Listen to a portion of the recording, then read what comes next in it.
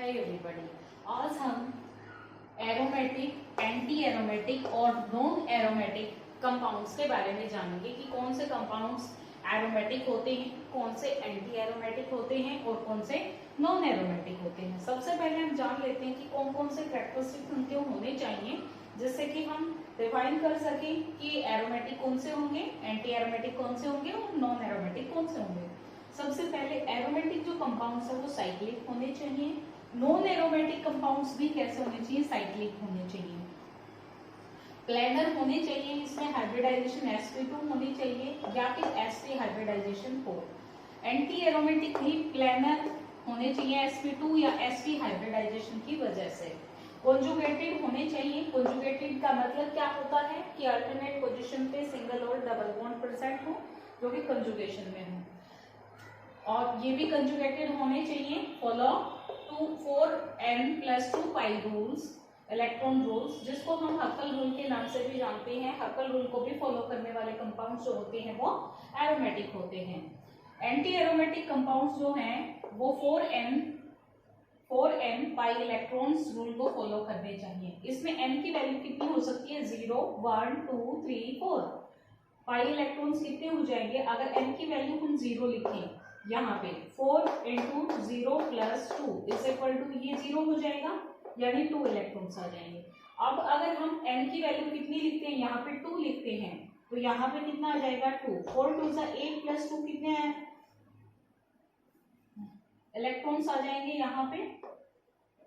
अगर यहाँ पे हम 2 लिखते हैं तो कितने आ जाएंगे, 10 इलेक्ट्रॉन्स आ जाएंगे। इसी टाइप से अगर हम मान लो यहाँ पे 2 की जगह पे 1 लिखते हैं तो 4 × 1 + 2 कितने आ जाएंगे, 6 इलेक्ट्रॉन्स आ जाएंगे। तो इसका मतलब हम यूं कह सकते हैं कि जो एरोमेटिक कंपाउंड्स होंगे उनमें पाई इलेक्ट्रॉन की जो संख्या होगी वो या तो 2 होनी चाहिए या 6 होनी चाहिए, 10 होनी चाहिए, 14 एंड सो ऑन।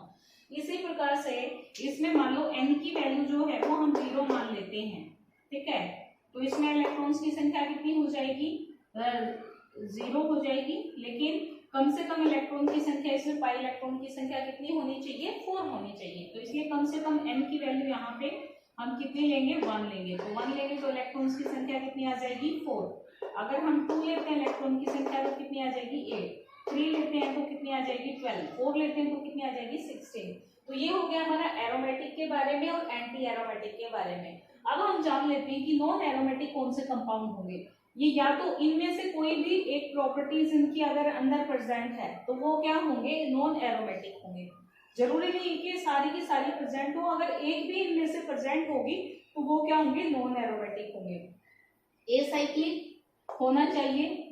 एसाइक्लिक अगर है तो वो नॉन एरोमेटिक होगा। नॉन प्लेनर है, मान लीजिए कहीं पे sp3 हाइब्रिडाइजेशन आ गया, कहीं पे sp3 हाइब्रिडाइजेशन आ गया तो वो क्या होगा, नॉन एरोमेटिक होगा। एज फॉर एग्जाम्पल मान लो हमने ये दिया, ठीक है, इसमें ये डबल बॉन्ड बना दिए हमने, तो इसमें ये वाली जो पोर्शन है इसका, ये जो हाइब्रिडाइजेशन है वो कौन सी होगी, sp3 हाइब्रिडाइजेशन होगी। कैसे हाइब्रिडाइजेशन होगी 3, यहाँ पे जो कार्बन प्रेजेंट है 2 हाइड्रोजन यहाँ पे प्रेजेंट होंगे। इस प्रकार से यहाँ पे हाइब्रिडाइजेशन तो sp2 हो जाएगी, लेकिन यहाँ पे ये जो हाइब्रिडाइजेशन है, ये जो कार्बन यहाँ पे प्रेजेंट है वो एक हाइड्रोजन ही है, दूसरा हाइड्रोजन ही है, और कार्बन 4 बॉन्ड बना रहा है, मतलब sp3 हाइब्रिडाइजेशन। तो ये क्या होगा, नॉन एरोमेटिक हो जाएगा।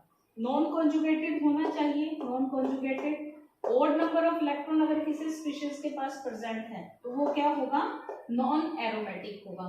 तो अब हमने जान लिया कि एरोमेटिक के कैरेक्टरिस्टिक्स क्या होने चाहिए, एंटी एरोमेटिक के कैरेक्टरिस्टिक्स क्या होने चाहिए और नॉन एरोमेटिक के कैरेक्टर्स क्या होने चाहिए। आइए अब हम इनके कुछ एग्जांपल्स करते हैं।